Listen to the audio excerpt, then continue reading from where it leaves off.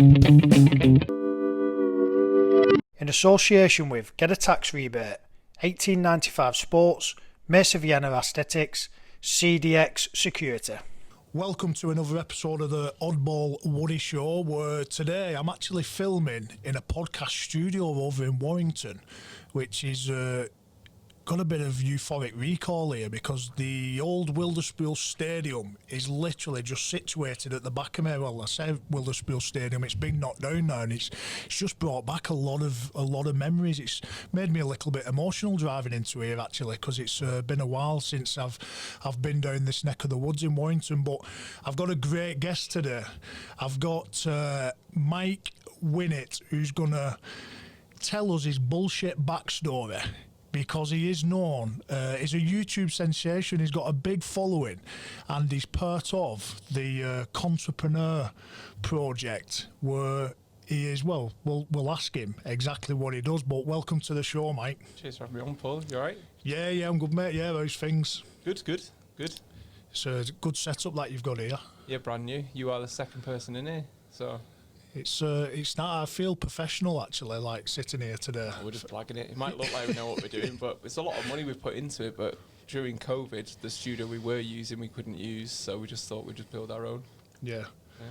So just for people, I've had, numerous sports stars on here. I've had a few TV celebrities on here, but you're a little bit different because you come from the business side, and now you're an internet sensation, and you are an internet sensation. You've got a big following. I've been following you over the last couple of weeks, and so for those people that don't know, just tell us a little bit about what you do first. So I am what you'd call probably a get-rich-quick ad clicker. So whenever you see a 23-year-old lime green Lambo driving guy telling you that you can make £1 million in 90 days through drop shipping or passive income or cryptocurrency, I click those adverts, I do the webinars, I then invest in their courses and then just reveal my results, good or bad, on my YouTube channel.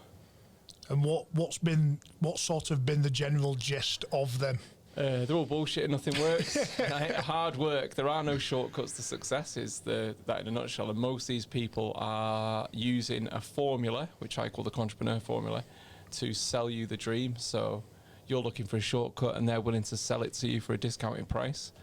And everything that I've invested in over the last 2 years hasn't worked, but it's led me to meet with like Gary Vee, talk to Netflix about making a Netflix documentary, and now thousands and thousands of views on YouTube, because everyone wants to see. It's always that what if, isn't it? What if I really will make £1 million through drop shipping or cryptocurrency? So people are interested in it. I don't know if lockdown and COVID has made it worse, because you're all sat in your house now, but it's proven quite popular.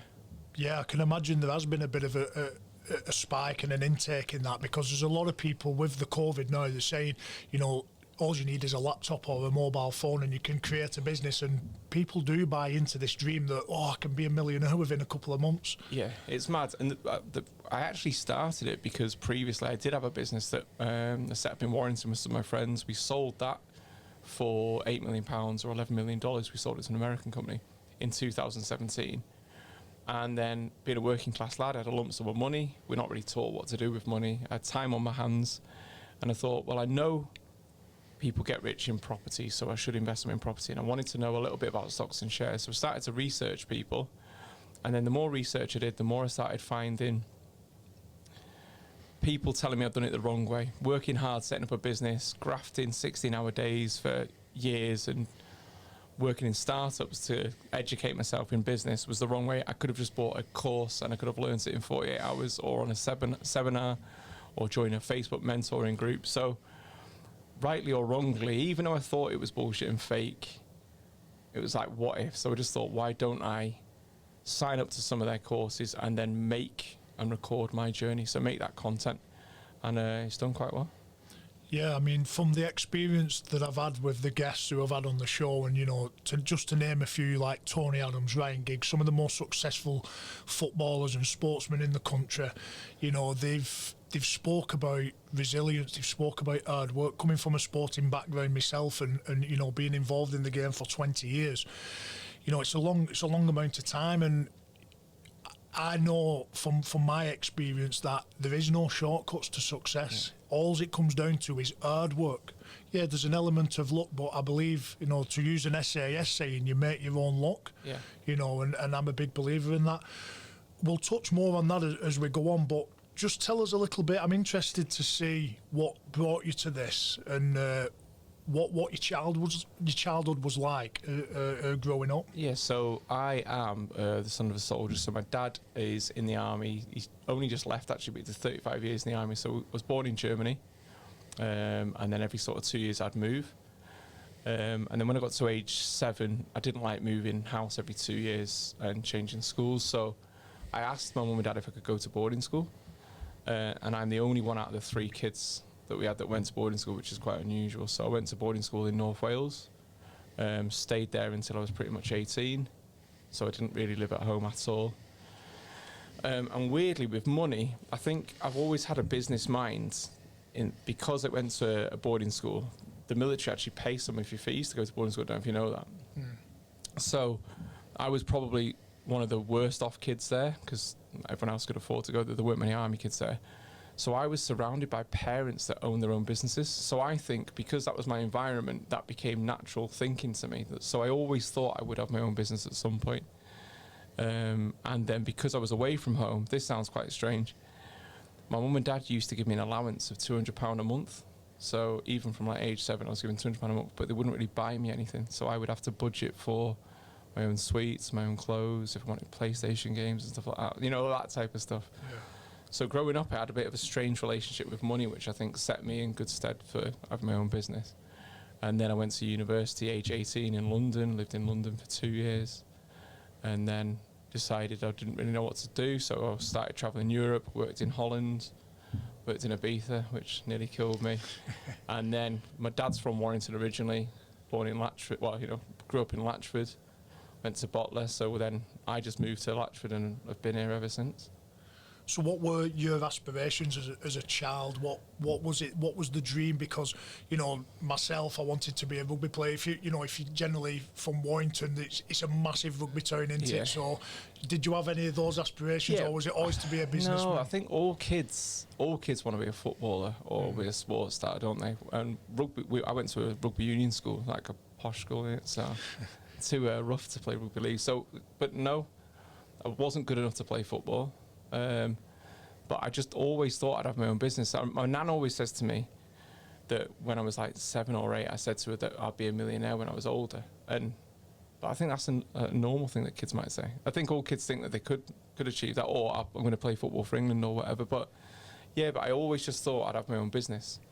And then when I finished university, and then I worked in a call centre in Warrington like most kids do, I just thought, I don't want to be doing this, being dictated to what time I need to come into work, what time I need to finish work. And I wanted to be in control of how much money I could earn and not sort of relying on somebody else's opinion of me every 6 months for a pay rise and stuff. So it didn't come as a surprise when I did get my own business, and then it didn't come as a surprise when we sold the business and it went well, because that was always the plan. I know it sounds a strange thing to say, but I had unwavering belief that I would achieve that thing. But it sounds mad now, looking back, saying it. And it wasn't a deluded fake it before you make it type, live a lavish lifestyle on a credit card. It was just, I'm quite a boring person. It was just, I wasn't big on social media, kept my head down, just worked hard and waited till I achieved the things, really. So that was my aspiration, to have my own business, just to have opportunity to do what I wanted when I wanted, decide when I could go to work, when I could go on holidays. I wanted to just be in charge of my own sort of decisions in life, rather than clock on, clock off to someone else's instructions, I suppose. Yeah, it's interesting that you speak about being in boarding school and being, given an allowance or a wage, if you want to call it that, and then being able to budget, because I think in today's society, and I'm certainly guilty of it with my 3 kids, is that, I probably do too much for them. And I think it's a great thing that you had that from a young age. You think that put you in good stead then? Because for me, what I've just learned there, what just pinged in my mind, is that I do too much probably for my kids, because I don't realise what children can achieve once you give them a specific task. I wouldn't think that my 9-year-old daughter would be able to do that. Yeah. But I'd probably be surprised if she had to do it. Yeah, it's mad as well.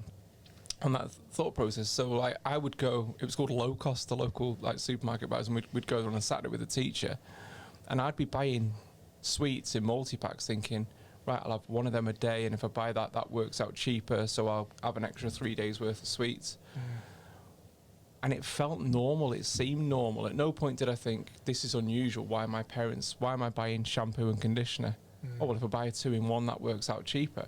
That was just normal to me, like growing up. And when I tell, say, my wife or family or whatever, that's what I was doing, or even friends, they say that's so weird, but you'll be surprised, I think, with what kids, they are resilient kids, they will cope in any sort of scenario. But it's weird because I try and instill those things in my son, especially my son more than my daughter. My daughter's only 5, but my son's 9.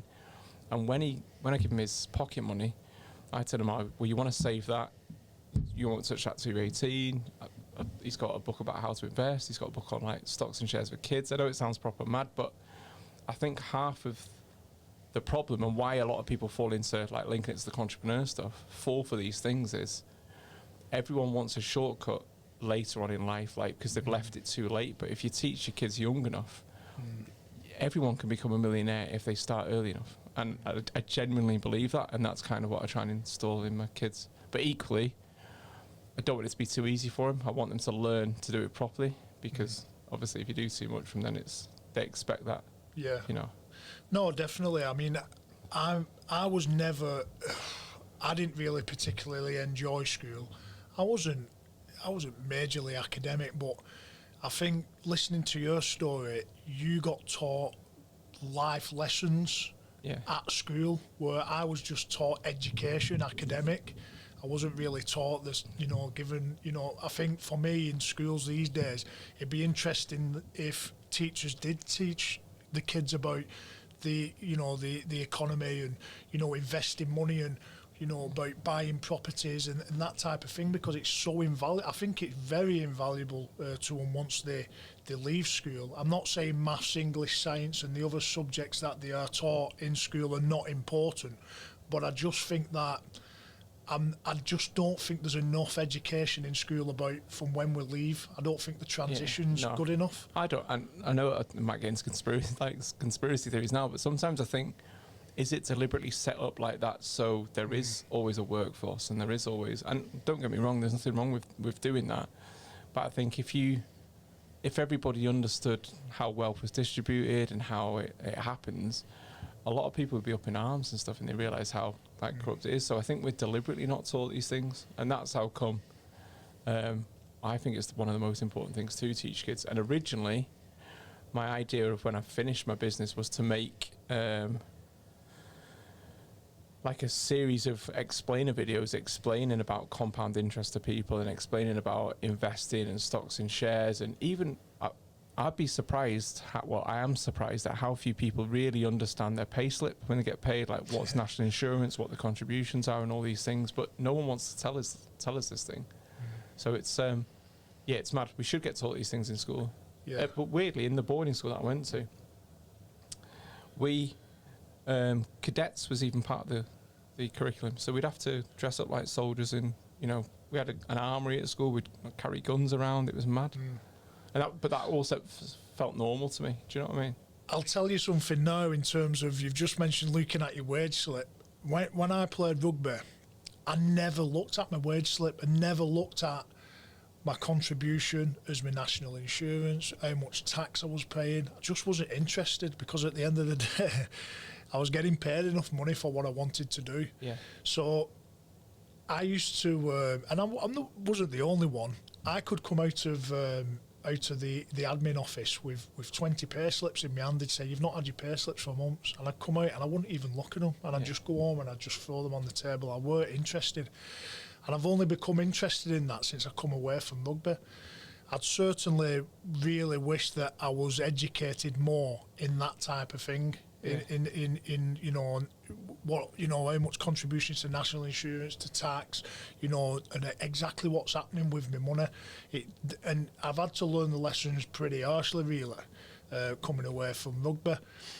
What, in terms of the business then, what how did you get into the? First of all, tell us about your business that you set up and you sold with your friends. Yeah. But what took you to that route as well? Because you said that you was in recruitment. Was any of the jobs that you had previously, help you with what you was going to do in the future?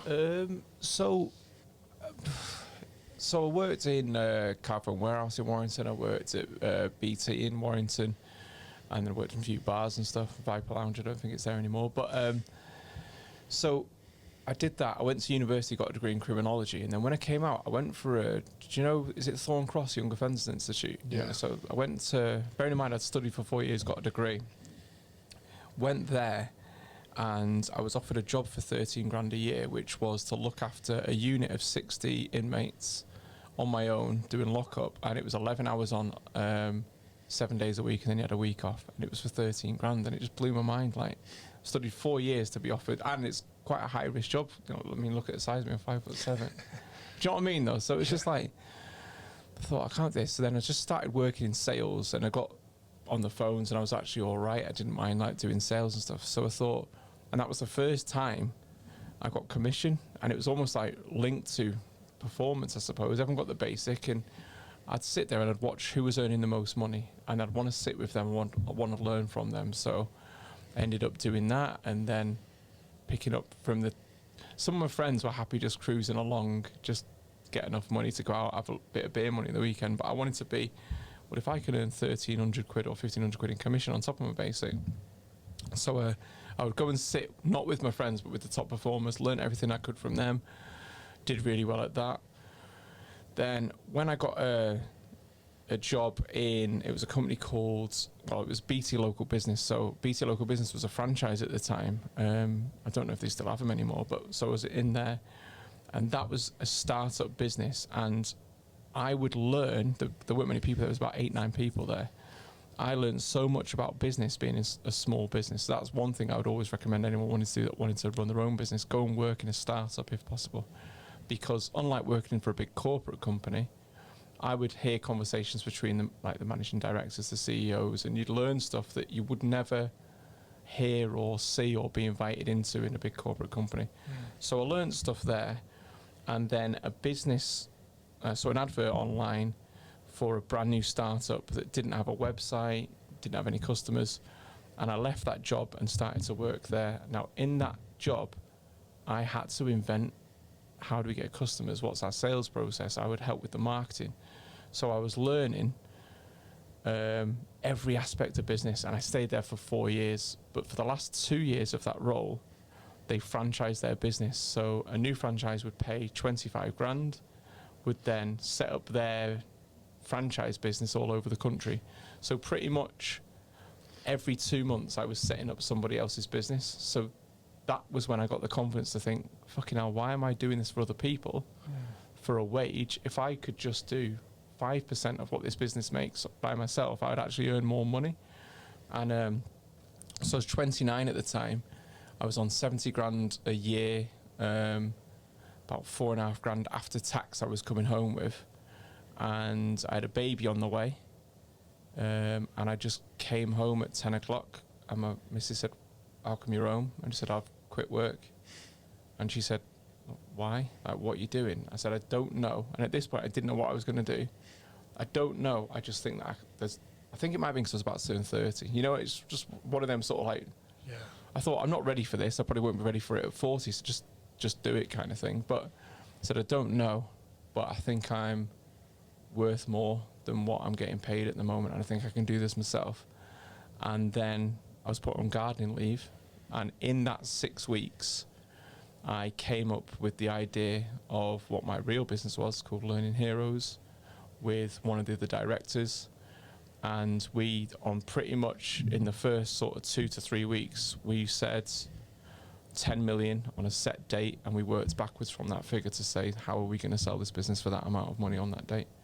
And that was it, really. So the skills I learned that probably set me up for it was surrounding myself with people that were new in business, setting up marketing funnels, sales funnels, and learning through experience rather than, say, like an online course, or learn through doing, learn through experience. And that gave me just enough confidence to think, oh, I might have a crack at this. I didn't think 100% guaranteed I was going to be successful. But I thought, I don't feel ready. But if I don't do it now, I'll probably regret it in 10 years. So I just did it, 29, and then left. Yeah, I think there must have been a lot of fear in that. You know, I suppose we don't like uncertainty, do we? Yeah. You know, not knowing what's going to happen, you know, and sort of, you know, you can have as much belief as you want, but there's always that little voice in your head sometimes telling you that it might not work. And I think a lot of people do get defeated by that. Yeah. Completely, I mean, being involved, again, going back to my rugby days, being involved in rugby, I played for 17 years and then I coached for 3 years. I did exactly the same thing as you did. And I just went into training one day and I said, I don't belong here. I can't give you 100%. I don't want to just take a wage for the sake of taking a wage. I want to leave. And the guy who owned the club at the time respected me for that and said, I completely understand. And I set my own little business up. And it's the best thing I ever did because I learned so much that I'd not experienced before in rugby. You know, working for myself and then seeing, you know, just the fact of what's coming in, what's going out, you know, buying your supplies and making sure that you're accounting for your fuel and all these little things that had just completely blown me away. And now it makes me appreciate what it's like for people who run a big business. When you meet somebody, so for example, you know, I could be guilty of meeting club sponsors or meeting the owners of the club and they look a bit pissed off and you think they've got something against you, but when you look back, the pressures that these people are under, it's extraordinary. Did you ever get like imposter syndrome? Because I used to get that a lot when I'd be talking or like thinking I don't belong or I don't know what I'm doing. Like even now, I mean, I've got like 3 businesses that we run at the moment, and sometimes I think like, I'm just learning this stuff as you kind of feel like you're making it up as you go along. Yeah. But then to other people, you know all the answers, and it's like, you know, you said about the internal voice, that self-chatter. That's like one of the hardest things. I get that even now. Yeah. Like, you know, it's marketing, and it's like I'm there talking about something, but sometimes I'm thinking, oh shit, what if that doesn't work, or what if it doesn't quite get the results that I want and stuff. And it's I don't know, you're your own biggest critic, aren't you? Yeah, definitely. I mean, yeah, I like I say, I mean, I went into the construction industry from rugby, you know, being involved in sport for 20 years and then going to something completely new. I was winging it. Yeah. And but I later found out that, you know, I run my own business for 12 months, then I got asked to go and you know, be an installations manager of a company up in Yorkshire. It was a brilliant move for me. The travelling wasn't fantastic, but, you know, the owner of the business had 3 other businesses. He used to take me in a board meeting every month, and it was like, wow, what you know, it's like, you know, the Alan Sugar programme, The Apprentice. You know, you sat on a board table, and I'm thinking, what am I doing here? But I later used to come out of them rooms, and people would say to me, I don't know what I'm doing. I'm just winging it from time to time. And I think sometimes we do sort of have this perception that everybody else knows what they're doing, but we don't. Yeah. Yeah, but also as well, on the flip side of that is, sometimes I think you convince yourself you don't know what you're doing, but you'll be surprised that you can answer quite a few questions, or you know more than you give yourself credit for sometimes. Like, it's strange. People ask me stuff, or Ian, who's my business partner, and then we give them a great answer, and then when the client goes, or we think, oh, fucking hell, we do know what we're on about. You know, like sometimes think, oh, actually, I do know. You know, like you think you might be a fraud, especially with the first business that we had. So we made like online learning, online training for people to train their staff. And so our clients were massive. So we had like the Football Association with some of our clients. We had Arby's in America, which is like a big sort of chain restaurant, like Wendy's type stuff. We had like KFC, Pizza Hut, Matalan, big corporate companies. And sometimes you just think, fucking hell, if you just know we're 4 lads just sat in Warrington like in a little office. We eventually grew to 21 staff, but you know, in the especially the first few months, you're trying to project this impression of yourself that, you know, we're experts, we know what we're doing, but literally it was like a client would come in, you'd be like, hold on, I'll just put you through to accounts, and then pick it. Hi, you're through to accounts, you know, you've got one phone sharing it and stuff like that. So you do wing it, don't you? Until you get to sort of the level that you're meant to be at and stuff like that. So yeah, it's mad. You know, I speak to people about this quite regularly, really, because again, you know, I speak, obviously a lot of people who I know have come from a sport background, complete career change, and I'll not name the person, but one of my friends, a good friend of mine who I speak to regularly, he was saying exactly the same thing. He went to a board meeting at Adidas, and this lad's just a normal lad from Wigan, got a business degree, but he was like sat there thinking, what the fuck am I doing in here? I'm just a lad from Wigan, and he went in there and surprised himself. He actually knew more than the head designers at Adidas, and he's like, how did I know that? But I think subconsciously we're learning constantly on the job. I don't think sometimes we actually realise what we are learning, because again, I seem to go back to times that coaches have, discipline actions, or, they've said a specific thing that really resonates to me, and it just comes to me when I need it. You know what I mean? I don't need to search for it. It just sort of comes out, and that's probably where my strengths lie in terms of in business. Is people see my strengths as leading and organising things, and that for me just comes from rugby, because I haven't learned that. But rugby is a team sport. You're given a game plan, you follow it to a T, and that's where it's come from. There's probably more parallels to business and sport than people probably think. Yeah. And that's probably why a lot of you guys go on to run your own businesses when you do finish up. Yeah, 100%. I mean, it's quite common now that a lot of, not just in rugby, but football and different, look at rugby union coach Sir Clive Woodward, won the Rugby League World Cup, and all of a sudden he's going talking to all these big, massive companies and telling them, about leadership and that type of stuff. Have you listened to any sports coaches within business? No, well, weirdly, have you ever read Does It Make the Boat Go Faster? Have you heard of this? So it was the Olympic team, rowing team, and they finished something like 9th or 10th at the World Championships or whatever, and then they basically planned, they had a 4-year plan to be able to get gold at the Olympics, and so that was on our wall in our first business, Does It Make the Boat Go Faster? And every business decision we made had to align with our end goal, which was to sell for a certain figure on a certain date, and we would actually answer questions with, does it make the boat go faster? So if it didn't help us achieve our goal, we wouldn't look at it, we wouldn't consider it, we wouldn't do it. So there's so many, like Tyson Fury sort of stories, I take a lot from that. Sport's massive in terms of what we look at business, but does it make the boat go faster was the one thing that really stood out to me. But and we also say be better every week, that 1%, and that was like the England team. Yeah.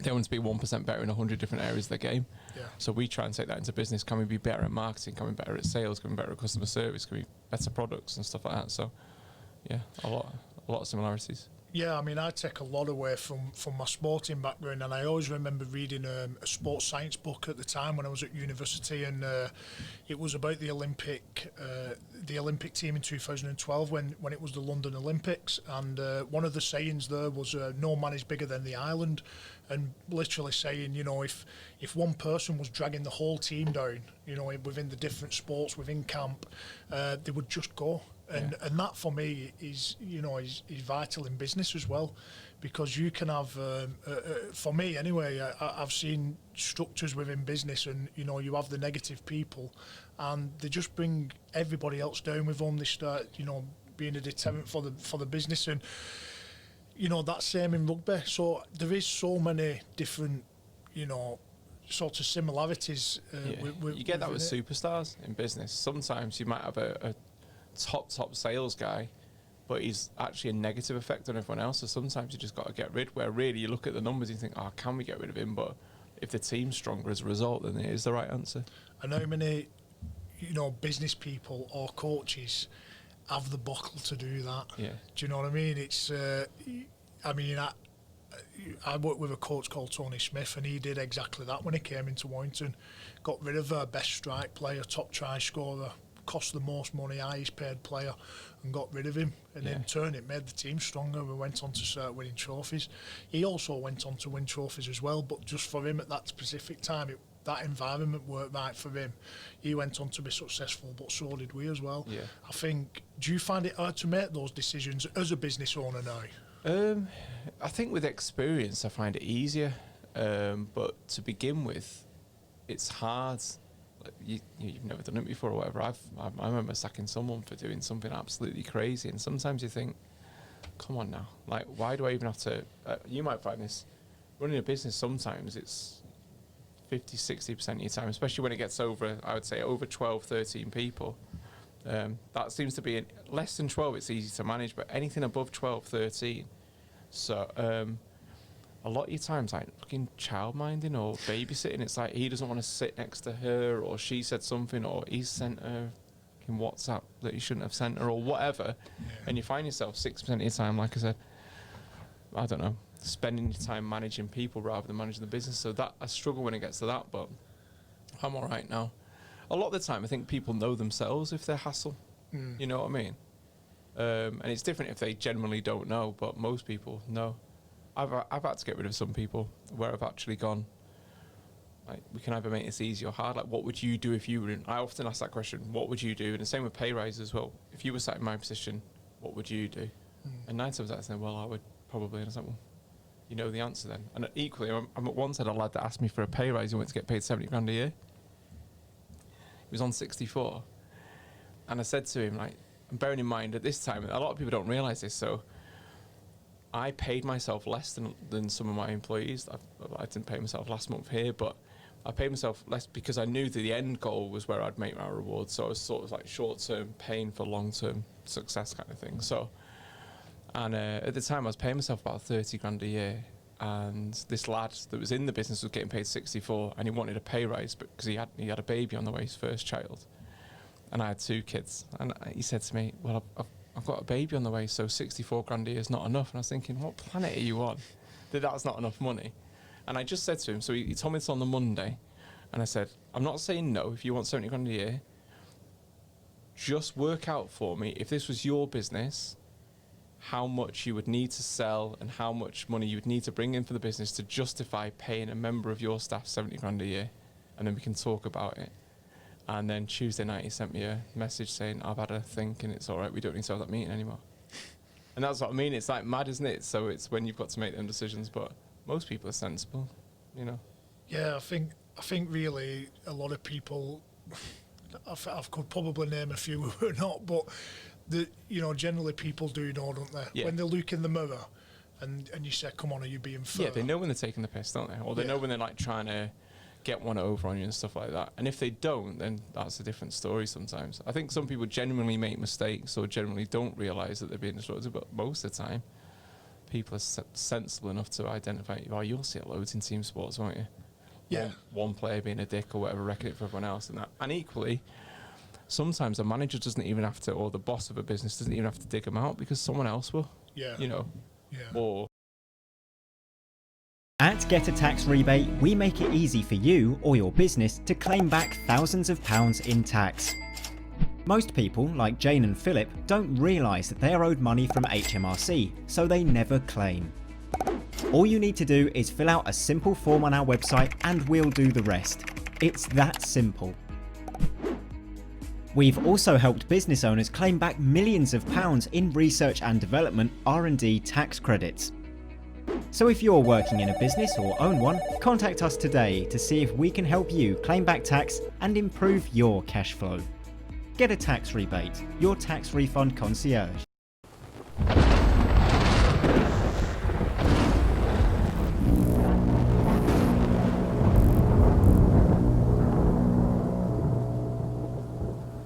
$18.95 Sports and State of Mind, the ultimate lineup.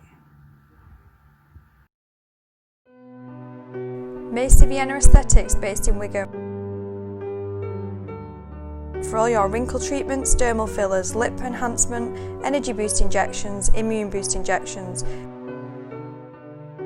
Please visit us on Facebook or Instagram at Macy Vienna Aesthetics.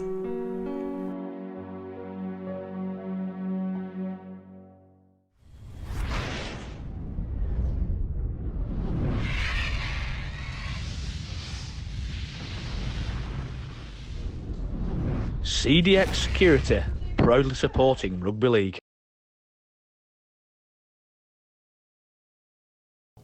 you know. Well, that's massive in sport now. we a lot of teams, they'll call it a senior leaders group. That basically, if you've got a strong core of leadership in that team, they will sort of dig out those those negative influences, and then relay that information back to the coach, or the first protocol would be to pull the players to side. I think that is for me, it would be a good strategy from a lot of coaches, because if you can get the players to do it and sort of bring them in line, but then I'm just not convinced that some people want to change. Were you a leader, or were you a naughty boy sometimes? No, to be honest, I wasn't a naughty boy, and I had this conversation with one of my coaches. I was just one of those guys that, and I still am, if you give me an objective or a mission to do, I would just go out and do it. So I was very much sort of... you can have too many leaders in any team. If everybody in your team thinks they're a leader, it's not going to work. You need the guys on the front line, and then you need like some leaders at the back, or generals who are telling you what to do. And I was just on the front line. If I was in the army, I'd just be in infantry. I'd just be walking through the field whistling with a gun, and if anyone shoots, there's opposition there. But that was my style of leadership. Give me the ball and I'll run, and I'll do whatever you ask me to do. But and I suppose there's an element of leadership to that, because people will follow. But in terms of like the speaking and stuff, in the rugby sense, I wasn't. But coming away from it, I think as well, I probably get looked up to more away from in a working environment, because people see me as the ex-sports guy, and they listen to me a little bit more. But yeah, no, I wasn't necessarily. I see now, and you can see in sports that it's different now, I suppose, because it's almost like the media trainer. It seems that, but I look at John Wilkin, and it's like you can see he's wheeled out because he's quite articulate. He can talk properly and stuff like that. And I sometimes think rugby league didn't always have them people, but now they're good on telly, aren't they? And they're good at like pundits and stuff, and they can talk sensible. I can see why businesses would want them involved as sort of like leaders, especially around the north. Yeah, there's a misconception, I think, around rugby players, and I coach an amateur team back in Wigan, and I've said this before on the podcast, but it's amazing when you go to an amateur team and they just think that the game's just about raw aggression and just running as hard as you can, and there's an element to the game that is, but I always say it's like, if you look at any type of combat sport, so whether it's rugby, it's boxing, it's wrestling, it's jiu-jitsu, you're always trying to outthink your opponent. Yeah. So you're sort of conditioned to think, and rugby players are not the the preconception of just big thugs on a rugby field, just throwing a rugby ball around and trying to get over the opposition's line. There's game plans to think about. You're targeting specific areas of the field, you're targeting specific players. So it's interesting, really, that again, going back to the sport, it transfers over into business. Yeah. The objectives are different, but you're following orders, and you're seeing like. Have you worked with any sports guys or? Weirdly, business I've got a business that makes content for people. So if you've got a business and you want to be seen and you don't know how to get leads, say on like social media, we can like write content, film it, and script it and stuff like that for you. And we work with a guy called Steve Reeve. I don't know if you've ever heard of this guy, and he does management training, and it's all based on like sporting principles. So we do some stuff with him. But no, we've not worked with... we worked with the FA in my old business, which was mad. I used to find it mad knowing that, like, Roy Hodgson would be taking some training that we'd made in Warrington. Like, we'd make it, and, like, just mad stuff like that. But, yeah, so not really. We've not sort of dealt with any sports people, bar leadership in sport. We've done some content for that, and the stuff that we used to do with the Football Association. Just before we touch on the Contrepreneur, who has been the biggest influence on you? It's a strange one, this. Now, obviously, everyone will say that the dad or whatever, like my dad was in the army, but because I went to boarding school, and then my dad fought in quite a few different conflicts, so he was away for 6 months at a time. So in one way, my dad, I suppose, but in terms of my business, especially getting older, there was a guy called Martin Machin from Warrington. Well, he was actually from Manchester, but his business in Warrington. He recently died during like COVID and stuff. He was the biggest influence on me. When I was like 25, I worked for him, and he said to me, "You've got something. I see something in you, and you can go on to be a lot more." And he employed me, by the way, But he said, you can go on to be a lot more than just working for me. And then when the job opportunity came to go and work in our startup business, he said to me, you should go for that. And if it doesn't work out, you can come back and work for me. And we remained friends up until he passed away. But even when I had my own business, I would meet up with him sort of every 6 months, 12 months to have a meal with him. I'd like take him out like a mentor without him realising he was a mentor, if that makes sense. So it wasn't like I paid to be part of his group. Yeah. And his advice, he was a lot older than me. His experience had been in business like 30 odd years, but he was the biggest influence on anything I did. And he didn't like a lot of the stuff that I was doing, but he wouldn't take it personally. He'd just give you the advice and you could do what you want with it. He wouldn't see his ass or whatever. And if he was right and I was wrong, he wouldn't say I told you so. It was just, you want my advice, I'll give you my advice when you want it. You don't have to listen to it. He was probably the biggest influence on me, especially I thought I could do it, but hearing it from somebody else, you probably had it yourself, where you for someone that's been in business for that long and in your office to say, I think you've got something, you can go and achieve something. And then he paid, strangely, for me to go and do some personal development. So out of his own pocket, he said, normally people aren't ready for this at, like, in their 20s. He said it'd wait until they're in their 30s, but he said, like, you should go and meet this guy. And he paid for me to go and have some sessions with a guy from Manchester. And that was all about setting objectives, what do you want to achieve from a working week and stuff like that. So I feel like I owe a lot to him for my success, but equally you still have to have the ability and still put it into practice and work hard yourself. So Martin Machin is that person. It's how valuable is that someone would give you that time and effort? Yeah, mad. And the weirdest thing as well is there was absolutely nothing in it for him. I was just going to say exactly that then. It sounded like there was nothing in it for him. Nothing. So to have that character in your life, it's so refreshing to hear that. Yeah, it's weird because, like, I hope, don't get emotional or whatever, but I hope I make somebody else feel about themselves how he made me feel about myself, if that makes sense. And yeah, there's someone at the moment that I ended up meeting. I did something for sort of underprivileged kids down south, and I went to talk there, and I was like, why do you want me to talk? This is like mad. But I went down there anyway.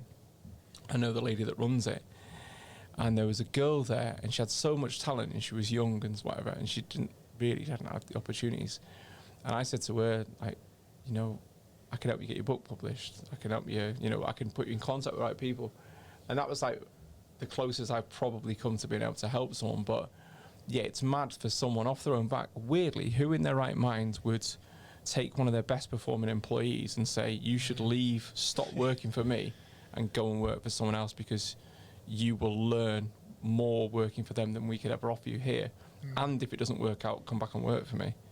It was mad, really. But yeah, so probably been friends for 10 years, and he would say to me, I don't know why you're wasting time doing that, you should do that, that was really good. And there was no one prouder of me than when I sold my business. He was like made up for me. Yeah. And in theory, in terms of business wise, I'd probably surpassed him. He'd not had that big exit. Yeah. But it never felt like that. I always looked up to him as like, well, you know the answers, like I've been lucky enough. So yeah, I still, weirdly, his wife lives around the corner from me now, and so I still see her now. So he probably felt like we were speaking about earlier. Why is he asking me? I don't know what I'm doing. I'm winging it. I don't know. Yeah. It was interesting, really. It made me realise that, because a lot of people think you've got to be a dick or you've got to be a money grabber, especially when you're from, say, like a labour supporting working class background. Like, my nan would say, if I said I voted Tory, let's just say, my nan would be, my nan still lives in Henshaw Avenue in Latchford, your granddad would turn in his grave if he knew, like that. But it's mad, like, so when I sold my business, it was like a weird kind of, oh, well, this isn't going to happen to people like us. But anyway, so it's just mad that someone that would help you, working class lad or whatever, and you've done well for yourself and stuff, and there's absolutely nothing in it for him and stuff like that. So there was no one prouder of me. It's such an unselfish act from him, that, isn't it? Yeah. You know, and I'd love to think I'm like that. I you know, if I hand on heart, I can be quite a selfish person sometimes and think about myself, and I'm that's a real area that I'm trying to work on myself, you know, and I'd like to think I'd do exactly the same thing, and it's just sort of resonated with me that, you know, it's true what people say. It isn't money that you remember people for. It's their actions and how they make you feel. Yeah. You know, and you can see that guy's made you feel, you know, not just worthy. me. When he died, so he went and so he had cancer. He died from cancer, but his daughter put out a post saying he would like to, however much it cost for his stay there, I think it was like $5.5 grand. She put a sort of GoFundMe, and like 250 people donated. And if you'd read what people said about him, and it's mad. Oh, I remember what I was going to say. Like, so, but he had such an impact on people's lives, and it was just proof to me that you can be a nice person and be successful. Like, that's what I was going to say. Like, so my nan would look at it as like, well, if you become a millionaire, you must have done something corrupt, or you mustn't be a nice person, or, you know, they're a shady individual. But he was one of them nice people, worked hard, did business the right way, lasted in that industry for like 30 odd years, became super successful. And that's kind of how I look up to him. Like, that's how I've tried to run my business. That's how I would want people to build their business in the right way, rather than, well, let's rip them people off, let's be a bit shady here, and let's cut corners here. That's not the right way to do. If you want to be, I'd rather be remembered like him and earn half the money than remembered like some of the other people that, you know, you see in the Contrepreneur series and stuff like that. So yeah, 100%. Again, I think, you know, how people make you feel. Dicks win though sometimes, don't they? That's the annoying thing. Yeah, 100%. I think unfortunately it's not a fair world.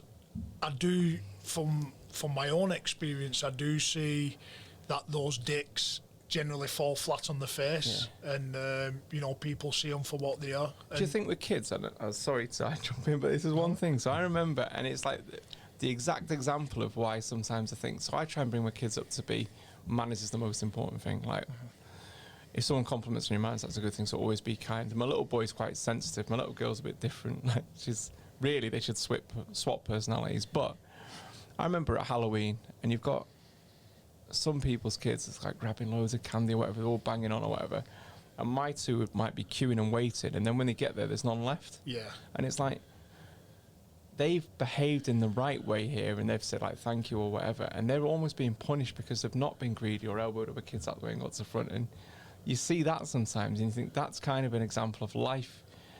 You want them to be tough enough to defend themselves and sort of like make sure you get what you deserve, but equally don't lose the nice part about it. Like, you want your kids to be able to fight if someone picks on them, but don't ever start a fight and don't pick on people. It's a weird kind of, and that's life, isn't it? And it is a shame that dicks do sometimes get further in life to start with, but I think if you do it the right way long term, you end up all right, I think. Yeah, you know, you just took the words out of my mouth there. I think, you know, using that example where those kids run to the front, put their hand in the bucket, get the kids, they get instant gratification, they get the reward straight away.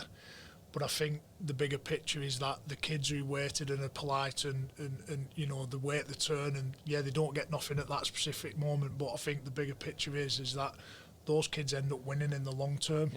And I think sometimes we don't realise when those acts of kindness are happening, who's actually watching, and then who actually sees things, and then things materialise from specific events. And I've done that before, you know, where, you know, I've made a nice gesture for nothing in return, but it's been noted. You know, I always remember when a guy was doing a charity event, and I ruptured my bicep after a game, and I went straight over to him and had a chat to him because he was doing this a rowing challenge. Never thought anything of it, but he come up to me about 12 months later and said, "I'll never forget that time when you come and seen me before you went to hospital, before you ruptured your bicep." And I was like, I never even thought about it like that. And I didn't have any, you know, but it was just, you know, I wanted him to feel good that someone was supporting him, and that act of kindness was seen by other people. So I think the bigger picture is that, you know, those kids have got, you know, a bright future in front of them, because we'll talk about this Contrepreneur now, because that is instant gratification. I am guilty of it. You know, I have been I've never bought a course online or anything, but I can get sucked into this, making I want to make £1 million in 3 months, and I can sort of get into this fantasy world in my head where I'm already there. You know what I mean? And I think, oh, well, Conor McGregor does it. He does all this visualization, and it's going to happen. But tell us why you got into it. So I was given this money. So we sold the business, and then it was mad. So we sold the business on the Friday, and unlike a lot of businesses, when you sell, that you're meant to do like a workout. They said we don't want you to come into work on Monday. So I was literally transferred the money, and then like, don't come into your own business that you spent the last 3 years building. So I was like, all right. So I knew a little bit about property. I knew a little bit about stocks and shares. So I just sort of had a little mess around on Rightmove, and I'll buy a flat there. I'll buy the terrace house in Slater Street or whatever in Warrington. And then I started looking and seeing these adverts for people telling me that you can work 4 hours a week from your laptop, or you can work anywhere in the world, or you don't even have to hold stock, and you can make money through Amazon, through drop shipping, and then cryptocurrency. Everyone's going to be a Bitcoin millionaire. That's not panned out the way everyone thought. So I just thought, where can I find some unbiased information that will just tell me the truth about these things? And then I would Google them, research them, and it fell into 2 categories. There was people there that were saying 100% this is a scam, it doesn't work, I've tried to do it. And I thought, well, you might have failed because you've not put the effort in, you're lazy, or you've not worked hard enough, or you've not done as instructed. And then equally, I was finding people saying this is like the second coming of Jesus, this is definitely going to work, it's amazing. And then when I'd look, and it would turn out that they were a reseller themselves. So they would just, of course they want you to believe it because they're selling the thing. So I thought the truth will probably fall somewhere in between. And as I'd been successful, for want of a, it's a shit word to use, but what would be deemed as successful in business, and I knew how to run a business, and I knew about, marketing and sales and stuff, I thought, if anyone's going to be successful at these things, I've probably got more of a chance than most people that would buy it. So even though I've got a 99% belief that this is bullshit, I will just try it, but I will record my journey doing these things. So if it works, great, people can see it work and copy me for free. I wasn't going to sell like how I did it. If it doesn't work, shit for me, but at least good that it might stop somebody else, because it was all right for me to lose, and I don't want to sound like a dick, but if I lost 10 grand doing that or 20 grand doing that, I could suck some of that up. But if it was John, who's, I don't know, he's got his last 10 grand, his life savings or whatever, and then he's gone and spunked it on a drop shipping course or on Bitcoin or something like that, and it turns to shit, the real ramifications of that are his missus is leaving him, like he it's just bad, isn't it? Like, and it turns out the more I've been doing this, like some people commit suicide from doing this stuff, they're getting loads of debt, and they get upsold and upsold and upsold and never achieve anything, and they lose all their money. So I just thought, almost like it's a good thing to do. And I was making the content that I wish I could have found myself. So I thought someone else, there's loads on there what to do, how to build a business, grow a business, but there's not much left or content available for now you've been successful, now what? Especially for working class people, like you said about, there's no education for us to learn this stuff. So I just thought, why don't I create the content in case anyone's lucky enough to be in a similar situation?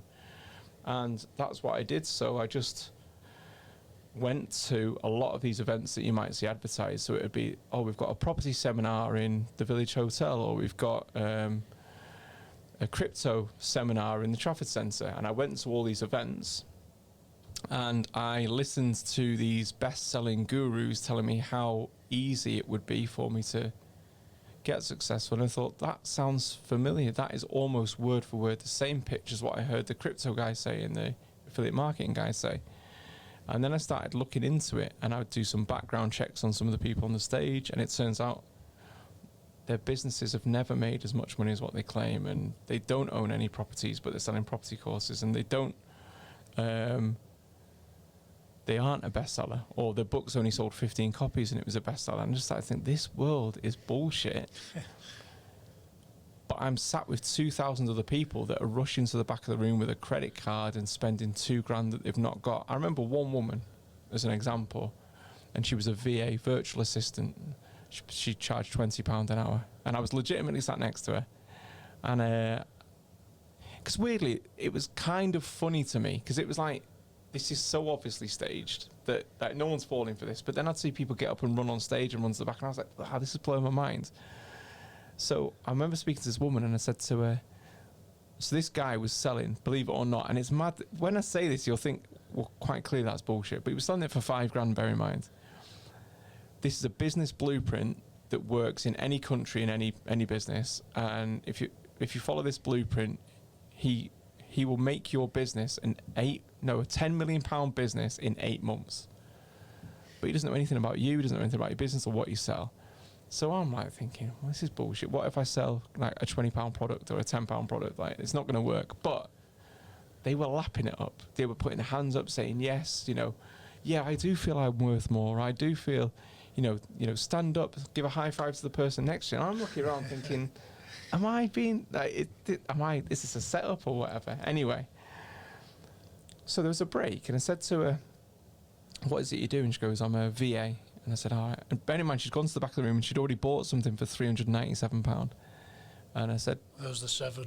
Yeah, always ends in a 7, the price discount. So I said to her, what is it you do? And she goes, I'm a VA. I said, how many hours a week do you work? And she told me. I said, how much do you charge? And I knew I was being a bit of a dick, but I was trying to let her discover that she's just been had off. So I've gone, how you earn £20 an hour as a VA, but how many hours a day are you going to have to work to make £10 million in 8 months? Just work the numbers out. And she went, yeah, but the plan, he's told me the plan's going to help me. And it's like, but you've given this guy £400, bar £3 for basically what you could have just downloaded off online. And then he did a £5,000 upsell as well, which was to join his inner circle to learn even more secrets. And then his next upsell was a £20,000 upsell. So what I did was, like a right weirdo, because I didn't have anything else to do, was I then followed him to his next event that he was doing in another town, and then his next event in another town, and I recorded word for word what he said, and that's when it got really weird. So I watched the same people get up at the same point in the show and rush to the back of the room, and then I realised that some of these people in the crowd were plants. And they are part of the scam, and they pretend that they're excited. They've never bought the course, they work for the guy. And then I started to follow it round, and then like a proper weirdo started investigating. They work for all these speakers, they're like a professional testimonial giver. And then it got darker and darker and darker, where now I'm in Facebook groups where these gurus are telling us we need to leave 5 fake star reviews. So say if you've got a product online, I'll buy your product, we're all part of the same group, I'll give you a 5-star review, then you'll refund me through PayPal. So I realised that testimonials were fake. The reviews were fake. Getting an Amazon bestseller. I thought, well, why are they all Amazon bestsellers? So then I wrote a book which just said blank page on every page. I got a blank book to #1 Amazon. And I just thought it'd be interesting for people to see how fake this whole world is. And weirdly, I then met Gary Vee at the show.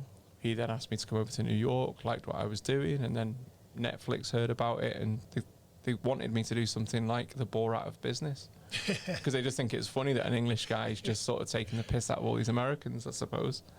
So yeah, it is fantastic. I do find it very humorous. I mean, I'll admit, I have been a fan of Tony Robbins and Gary Vee, and I've followed them on social media and stuff, and I'm sort of like, I mean, first of all, it goes back to the case of don't believe everything you see. Yeah. You can go into these seminars, like you say, and people are plants and stuff like that, and you just don't think it. And but there's so much corruption but you want to believe as well, though, don't you? That's the thing, and that's why if you're there to believe. Yeah. You're not there to sort of, unlike yourself, but you're there to find justice or the truth in it. But the people who are there generally believe that they're going to change their life, and they're doing it for self-development, but there is a lot of corruption and deception within what these people are doing. So it's sort of like, who do we blame? Do we blame the people for paying the money to go to it, or do we blame the guys who are selling the product because they're targeting you could call them vulnerable people if you wanted to. It's an interesting one because, and it's a weird, and you'll know this, it's not black and white. And I know everything at the moment, it's like Brexit, is it leave or stay? It's like, I think people like simplicity, so they want it to be like Gary Vee's a bad guy or Gary Vee's a good guy. No, Gary Vee is a guy that sometimes says things that isn't right and is bullshit and might be perceived as bad or unethical, but also does a lot of good. It's like everybody's got that in them. So even in the worst entrepreneur, let's just say, you can go to his event and there might be 3 or 4 things that he says that you think, well, that's actually legit advice. So have you had value from that event if those 3 things help you? You know, like Ty Lopez is one. I've got a video with him where he proper loses the plot. But I went to his seminar and there was like 3 or 4 things that he told me that I thought, well, that's pretty good. I'll implement that in my real business. So I think in a weird way, it's partly your fault if you're there. Another way of looking at it is, and this is something that what someone said to me is, if someone's looking for a shortcut, they're trying to cheat the hard work. Or anyway, so they're trying to cheat the system, so they deserve it. I've heard people say that. Whether I agree with that 100% is neither here nor there. But equally, if it wasn't them selling them something, it would be somebody else. They're in that mindset where, and I always go back to the same thing, and I say this to a lot of people now. I get loads of DMs, like hundreds a week, asking me, is Gary Vee a good guy or a bad guy, or is this guru legit? And I always say, name the top 3 or 4 or 5 most successful business people in the world that you look up to and think they've got the ultimate business. And most people say the same ones. It's always like Jeff Bezos from Amazon. It'd be like Elon Musk. It'll be Mark Zuckerberg if you want to talk Facebook and stuff like that.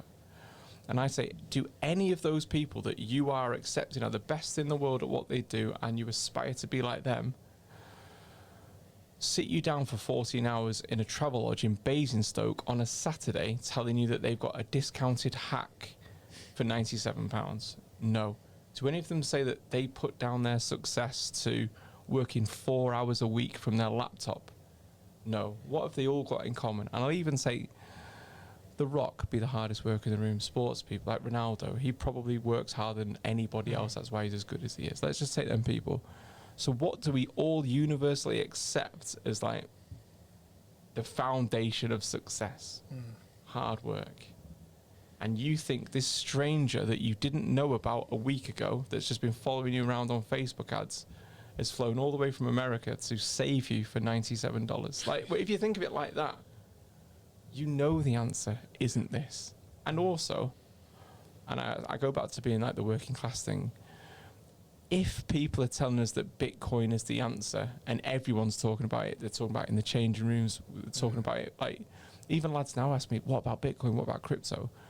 If we're hearing about these things now, it's too late. Someone's already made their money.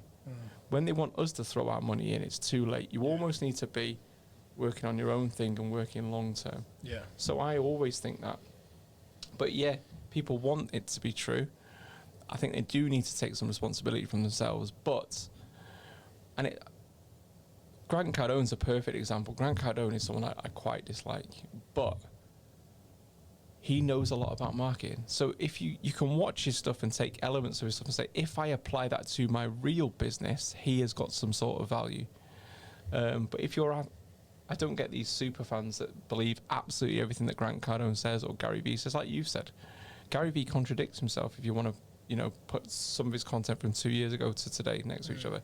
And equally, we're mature enough to realise, well, you might change your opinion or times change. So you don't say one thing and you stick like that forever. So it's interesting. I think some people do need to take responsibility. I get some people asking me, I've spent money with 7 gurus and I've still not got rich. It's like, they're not the problem here. You are. Like, you've done this 8 times now, Yeah.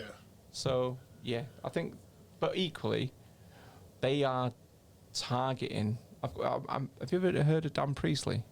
I haven't, no. So he used to be a entrepreneur. He used to sell in exactly the same way. And then he realised that if you're targeting the sort of people with no skills, no experience, have never run a business before, and you know they've got, for want of a better phrase, like the most vulnerable, or the people that are the most ill-equipped, you know, got no natural ability. He said it's harder to make them good than it is to take someone that's good and turn them into great, you know. So he said, so why would you target someone that's going to fail 99% of the time? And he said as soon as he did that, while he thought he would lose a lot of money, he didn't, because now what he could do is he could charge more money for the right people. And he said, like, longer term, his businesses have thrived, because he then said, I'm not going to make this available to everyone. I'm only going to target people that can be successful. And that's the opposite of what a lot of these people do. A lot of these people will target, oh, you're a stay-at-home mum on Facebook, so do you want to sell Forever Living? Do you want to sell Herbalife? And it's like, no, you want to target someone that's actually already got some sort of selling ability or stuff like that. So I think he's got it right. Yeah, I think a couple of things stand out there. One is a phrase that, you know, again, I learned during sport, and it was the longest way to a destination is a shortcut. Yeah. You know, and I'm a big believer in that, and I have to sometimes stop myself from thinking, you know what, this is the easy option, but I know in the grand scheme of things, it's not going to turn out right for me. I need to go, you know, the long way around. I need to put the hard yards in, and you know, but then. What it's like, another phrase that someone told me is that treat information like a meal, take the good bits and digest it and throw the rest in the bin.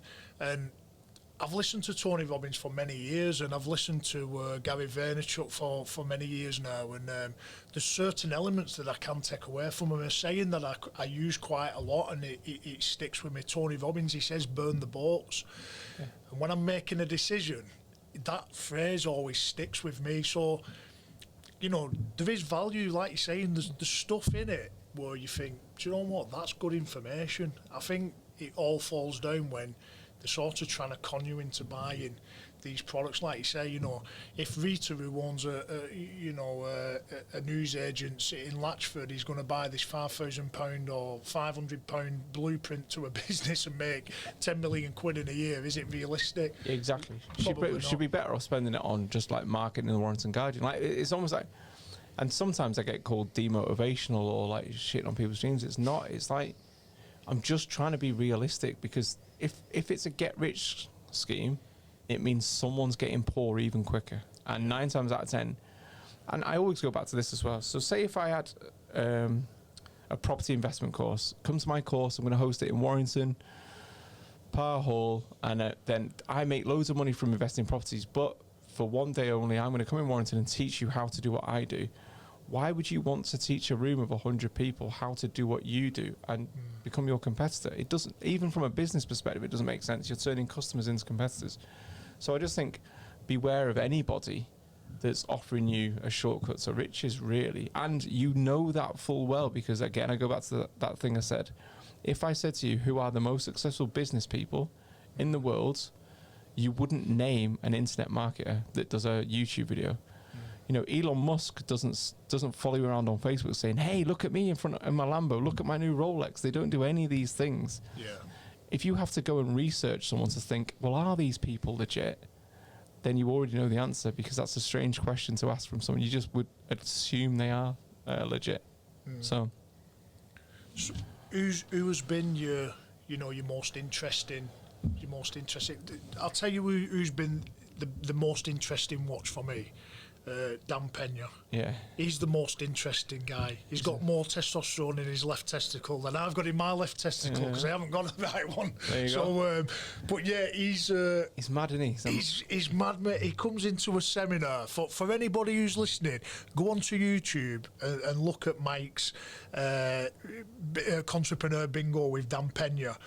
He comes in with a gun. He tells everyone that the parents have fucked up and they should have dribbled down the inside of the mummy's leg, and the mummies were fat pigs, and it's like, so where's he going with that? They've paid 20 grand to be sat there, by the way. Wow. Which is mad, isn't it, that there's people out there that have paid 20 grand to be given that amount of shit. It's like, but the maddest thing about him is, so he did make a lot of money. I think it's worth like 450 million. And I think how he made his money is now illegal, but it was like sort of borrowing money to buy businesses and then like flip them. So what people do with properties, he was doing with business. But And that's what he teaches people. But it's called QLA, the thing that he sells, but he's like the daddy entrepreneur to people like Dan Locke or Brian Rose, which is another like sort of guy that I do some videos on, who's got London Real. Yeah, I've seen he's him. mad, isn't he? Yeah. He's another. They're all the same, but he's crazy. So he, in his seminar, brings a gun, and he says like, most people will fail this. Most of you will fail this course, which is fair enough. He's being upfront and honest, and he gauges how successful his course is and how hard he pushes you by how many nervous breakdowns his students have and how many attempted suicides he's had. So in one of the videos, he says, I had 4 or 5 attempted suicides. And he said, the reason being is they put the gun in, he's got the gun in his mouth, puts the gun in his cheek. And he said, if you're going to do it properly. And he starts like pointing the gun up to his head. And like, but these are the characters. Sometimes I watch them and I think, who is handing these people money? And that's really what I'm trying to do. It's almost like, look, would you be comfortable giving this guy 12 grand or 20 grand and thinking he's got your best interests at heart? But people do. It's a multi-billion industry. Like, look how much money Tony Robbins makes and Dean Graziosi. I've done a video on them two recently, last week actually. And it's, but Dan Penner, he's nuts. He's absolutely nuts. But if you go and do your research on him, there's a lot of people that don't like him, but he seems so big. It's almost like he's protected, you know, in terms of like the complaints he gets. And like I said, money can make a lot of things go away, can't it? But Tony Robbins is probably one of the biggest names, household names really, in terms of the characters that you're looking at. There's a documentary about him on Netflix, and I think a lot of people would have seen it. And I did find it interesting, some of the stuff that he talks about. But what would be your opinion on Tony Robbins? He's an interesting one, and I get this a lot. So with Tony Robbins, at the moment he's selling a course called the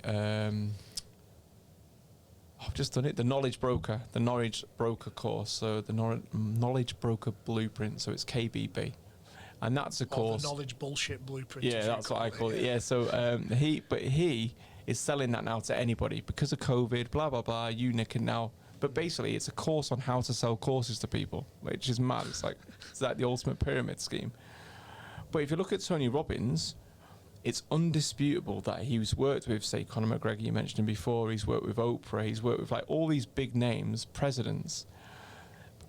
And then people will use that as that, well, he's made them successful. No, he's not made them successful. He's took elite athletes and the best in the world, and he might improve their performance by 1%, but their 1% is huge, and they know about determination, motivation, commitment, work ethic, all these things, because he's not gone and took me and turned me into a 2-weight world champion in the UFC. Yeah. So I couldn't expect the same returns from a Tony Robbins, like being mentored by Tony Robbins. He might make me, so say if I don't know, my performance is say 37% of my potential, he might turn me into 45%, let's just say. But when you've got Conor McGregor, he's probably like at 97% of his potential. He can make that slight improvement on him. So Tony Robbins, I imagine, if you're paying him 100 grand or £1 million a year and you are an elite sports person or politician or those types of people, he could have a huge impact on you. But if you are John, who's sat in Latchford, or you're sat in Orford and you've bought the complete knowledge blueprint, I think you should expect some slightly different results to the impact he's had on Oprah Winfrey. And that's, but again, he talks a lot of sense, but true story, Tony Robbins event, he puts you in a trance at his live event, and so you all close your eyes, and he does a lot of, have you seen the way he claps and stuff, and he does a lot of drums and that, he's proper mad, he's quite funny, he's massive as well, by the way, but he says, so close your eyes, and he goes, you will be successful, you will have your dream life, you will be, and you're kind of like in a trance. This takes about 15 minutes, and you will be a multi-millionaire, you will have the life you dream, and, you know, you can manifest all these things. You will book another Tony Robbins event. So he says that to you while you're in a trance, so you just think, you cheeky fuck, even when, like, you know, it's like you're guaranteeing. And again, if Tony Robbins can change your life and you will be a millionaire, why would you be going to your 7th or 8th Tony Robbins event? You'd go once, you'd be a millionaire, you'd never bother going again. Yeah. So I think for the general rule for most people is Tony Robbins isn't going to help you. Yeah. but he can help you if you're, again, that's the whole thing about turning someone good into great. He's probably good for that. Yeah. But turning someone that's not very good into good is probably not going to happen. Yeah, like you say, he's not walking down Bridge Street here, pulling a kid out of a bar and saying, "Luke, come on, I'll come and make you successful." Exactly. He is getting the elite of the elite. You know what I mean? It's like I don't know. I suppose it's like getting an SAS soldier and then turning him into a special, this special super soldier. Yeah. You probably couldn't do it with a scout, Exactly. so to say. Yeah. So I think I agree with what you're saying. There's an element of talent that people have got to have. They've got to have something about them, and Natural ability. not everybody. I go back to what I was saying earlier. Like not everyone's going to be a leader, and not everybody's going to be successful. We just haven't got it in us. But I think, for me, we compare. We do a lot of this comparing to other people, and I listen to Jordan Peterson a lot. And one of the things I've been listening to lately is that we can only compare ourselves to ourselves because I don't have your life experiences and you don't have mine, and I don't have the same life experiences as other people. So for me to compare myself to a Conor McGregor or a Cristiano Ronaldo as a sports person is absolutely absurd. And it's only as I've got older that I've realised I can only compare myself to who I was yesterday, and I need to get better as a person if I want to improve. Yeah. Some people are not that bothered, as we spoke about off air. Some people just get up in the morning and they're happy just doing what they do. Yeah, I say to my little boy, so my little boy's a goalkeeper. He's a good goalie, but I suppose every parent says that. But he's a good keeper. Yeah. And I always say to him, you don't have to be the best goalkeeper in the league or the best goalkeeper at school, but if you play your absolute best or try your absolute best, then if you're... he does FIFA, so he always talks about, what do you think my OVR is, Dad? Like that. And I like to say, if your OVR is 73 or potential is 80, and you only get to 80, and you get to 80, then that's 100. You are 100% of your potential, so you should be proud of yourself as long as you give 100% effort. And it's like we were saying there, I could want to be a basketball player and play in the NBA. And you said that there needs to be some natural ability. But the point is, I'm 36 years old. It doesn't matter if I go to America, get coached by Michael Jordan for 20 hours a day for the next 5 years, I am not going to be a basketball player. And I wish some people would think of that when they're thinking about they're going to be a millionaire through dropshipping or business and stuff like that. Like, you need some sort of natural ability and talent for those things to happen, and luck as well. Yeah. But, no guru is going to just instill it in you. Do you know what I mean? It's like, so take Martin as the example that I mentioned before as someone that's been a mentor on me. I believed I could do these things, and he's seen that potential, and then he's gone and like, let's hone it or let's nurture that talent by going to personal development, and I'll support you. And then I've gone on to achieve those things. But there have been other people in my telesales team that he wouldn't have wasted his time doing that thing with because he didn't think they had the natural ability. So you do need a level of natural ability, commitment, work ethic, the ability to stick to your plan, motivation, and all these things. And that's just to have a chance at achieving that goal. If you just look statistically at the number of the world's population that become a millionaire, it's like 0.9%. And one of my videos said it's 1 in 500, 0.2%, but it's actually more now. But so realistically, if someone's selling you a shortcut to become a millionaire, the reality is it only works in 0.9% of the time, right? So chances are you're not going to be one of them 0.9%. But think of any other industry. If there was a product that worked less than 1%, it would be deemed faulty or not fit for purpose. So it wouldn't be allowed. But this industry, this get-rich-quick wealth creation industry, because it's unregulated, they can make claims that can't be backed up, and that's why vulnerable people fall for it. They're targeted with ads to make them think it's possible, but the reality is less than 1% of people will ever achieve that thing. And when that 1% does achieve it, the guru makes out it's because of them. When the reality is they probably had it in themselves to achieve those things anyway, Yeah, interesting. Like you say, the guy who's made it has probably got it in him anyway. Yeah. Nothing to do with that blueprint whatsoever. And like you said, statistically, if I was a goal kicker at rugby, and my percentage to kick that goal over the sticks of every try conversion was 0.1%, you know, or 1%. There's no way I'd get a kicking job, so why would anybody else believe in a 0.9%, you know, average to do something? It's absolutely absurd. But, you know, it's good that you put in this to people, because a lot of people, I didn't know that, you know what I mean? So there'll be people out there and they'll be listening thinking, well, I didn't actually know that. I thought the success rate was much higher than that. So I bought a crypto mining rig. I spent 30 grand on crypto mining rigs, and I ran them for a year, and I didn't even make enough money to cover my electricity. So I lost £32,000 for something that the advert promised me would make me £900 a month. So I was meant to make £900 a month. I lost 2 grand in a year, and my 30 grand investment. It's mad. Yeah. And these things are.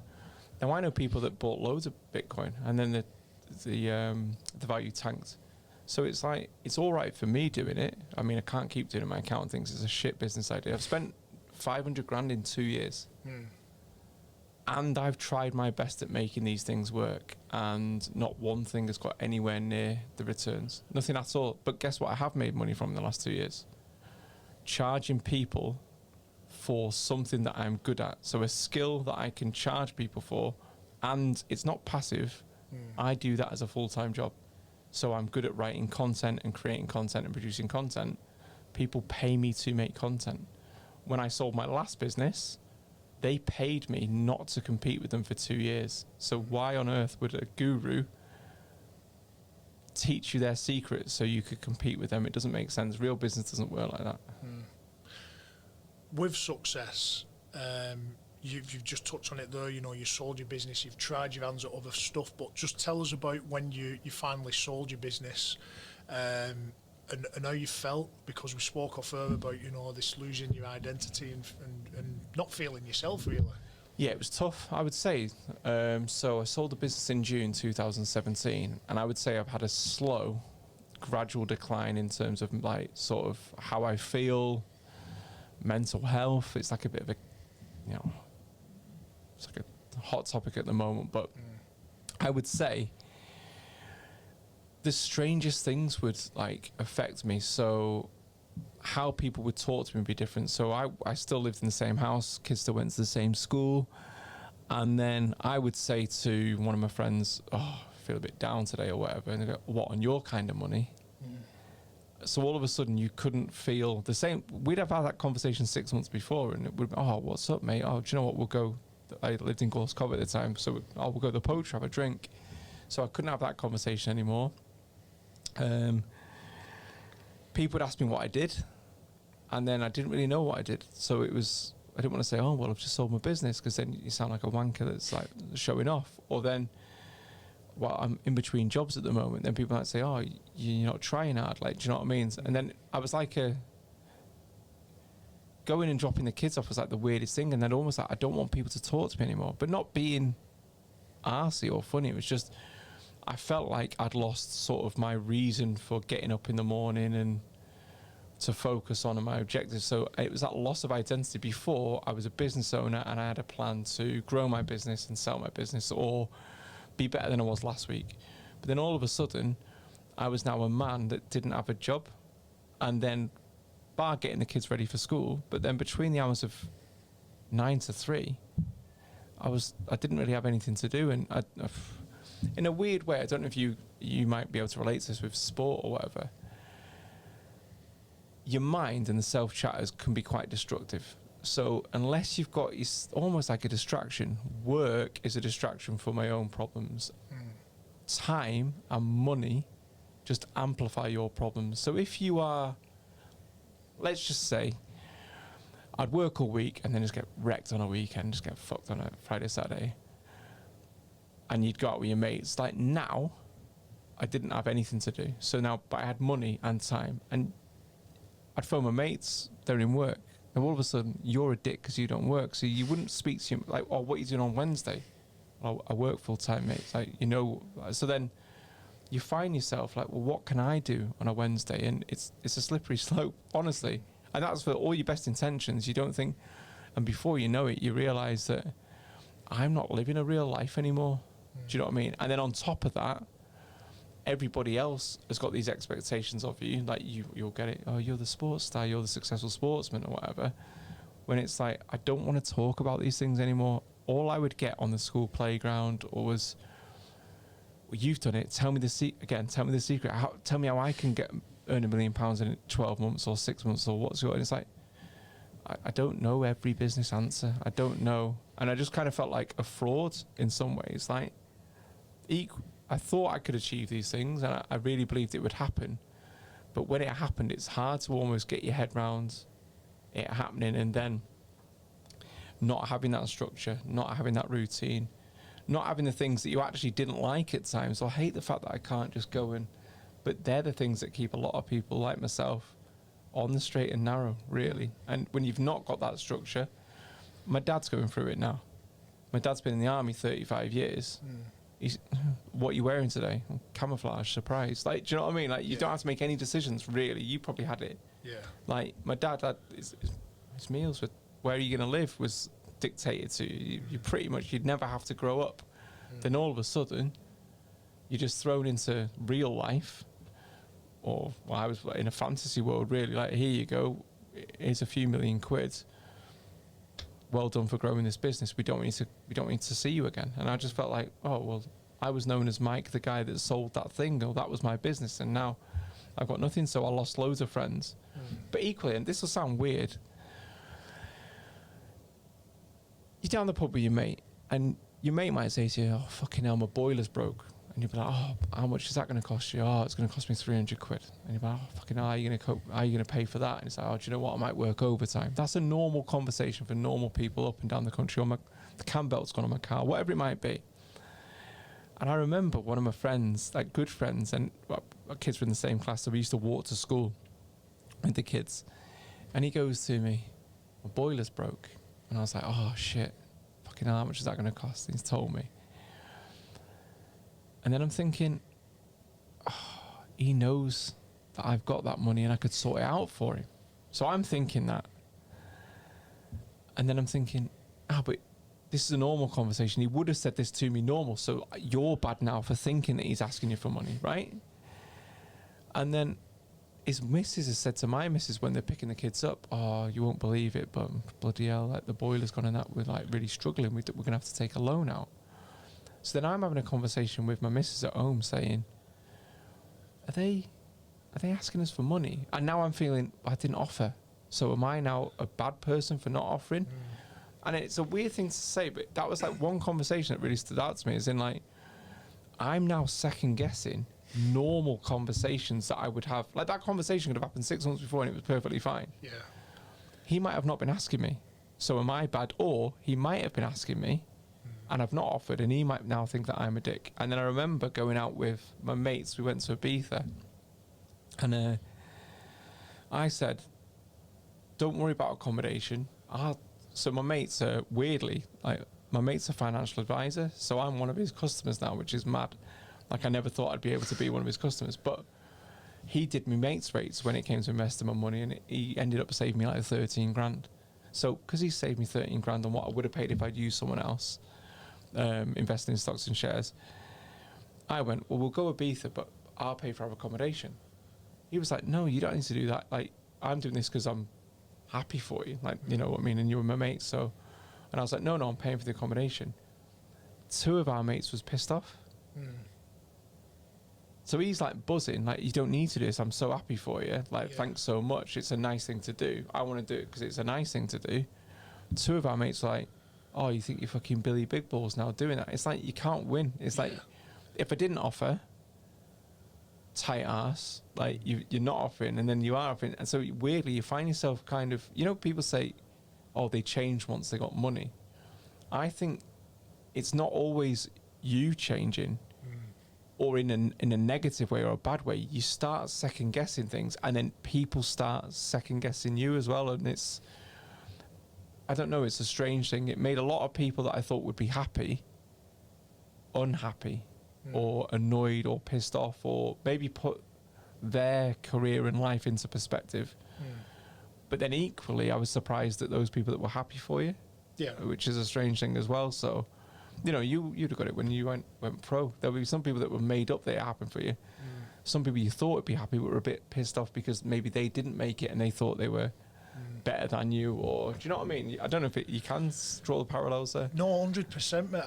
I can identify with you completely. I mean, and again, going back to a saying that I like, it's look at the ones who are clapping when you're winning. Do you know what I mean? And sometimes you can sort of think you've got friends, but then when you do become a bit successful and you do something special, then they don't really congratulate you, and you're like, well, are they my friend because they should be happy for me? Yeah. I'm generally happy. One thing I hear, and I see it a lot, is I see a lot of rugby players struggle when they come out of the game. One thing I love to do is to help players, because I hate seeing people struggle. I like seeing people achieve, and not everybody's like that. Yeah. But again, just something you touched on there, I think we all become in a dangerous place when we start thinking what other people are thinking. Yeah. You know, it can be a dangerous place to be that, and it creates this bit of paranoia, and you touched on, you know, mental health and things like that. And another thing I felt you touched on, which I could relate to, is, and I don't know whether this is what you meant, but I used rugby as a coping mechanism. Yeah. So when I was in training, 9 till 1 o'clock, 2 o'clock, I was happy. I was in my comfort zone. I was doing something that I enjoyed doing. Once that was taken away from me, a bit like your work scenario, and you've then got all this time on your hands, it's not really a great place to be. No. You know. So do you think you use business as a bit of a coping mechanism? Yeah. If I didn't have some, weirdly, this will sound mad, I was applying for jobs 2 weeks after selling my business, just so. But it was in things that I wanted to learn. So I wanted to learn about property. I was applying to work in like estate agents in Warrington. Yeah. But then, if they followed me on LinkedIn, they were saying, "Why are you applying here? Like, this doesn't make sense. Why do you want to apply for like a 20 grand a year, like sort of in a letting agents or in a?" Yeah. But I wanted to be there. So if someone was selling their houses and stuff, I could invest in them, or I could learn about investing in property the right way, rather than, you know, going through a shortcut through a course. So, but yeah, I think entrepreneurs.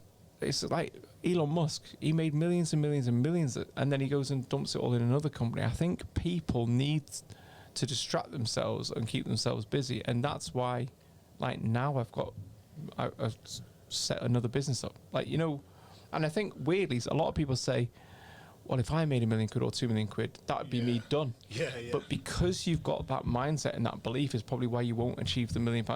The money's kind of irrelevant. It's like, I just need another goal, another goal. So I suppose to pinch one of Gary Vaynerchuk's sayings is, the money's a byproduct if you enjoy what you do. Do you believe that? Yeah, I think so.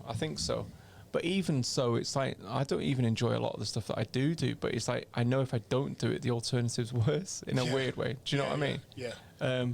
But yeah, it's that self-chatter. We're going back to that thing that you said. Sorry to interrupt there, but I completely agree with you there, because I didn't enjoy training, but I knew that I had to do it because the byproduct was I would be shit on the things that I wanted to enjoy, which was the games, you know. Sorry. Yeah, no, it's right, but like, going back to that thing about saying like that paranoia and you start second guessing things, even now, people that I've fallen out with or don't speak to anymore, or I don't have any sort of relationship anymore, I can be in the shower and I can have a conversation about when they say this, I'm going to respond with this. And I'm having an argument with someone that I've not seen for 3 fucking years. If they do, and I'm like, what am I doing, wasting my time thinking about these things? And when I didn't have a job to go to in the night, that was taking up like the longest part of my day. Was like, oh, well, if so-and-so mentions this, I'll say, well, what about when you said... And it's a mad kind of thing, but everyone's got this. Yeah, completely. I mean, it's... You'll know it if you fall out with your missus and that. Like, you have to be like, oh, I should have said this. But I'm like doing that with like people I don't even know. Yeah, I completely... You know, it's called a resentment, isn't it? You know, we sort of just replay this.